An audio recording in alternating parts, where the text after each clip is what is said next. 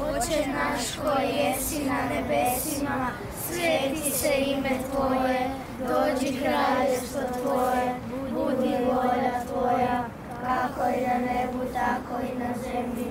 Kruh naš svakdani daj nam danas i otpusti nama duge naše, kako i mi otpuštamo dužnicima našim, i ne uvedi nas u napast, nego izbavi nas od zla. Amen.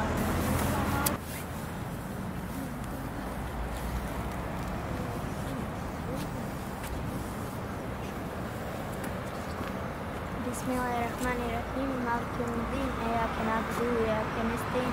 Ihdinas siratal mustaqim. Siratal ladzina an'amta 'alaihim ghayril maghdubi 'alaihim waladdallin.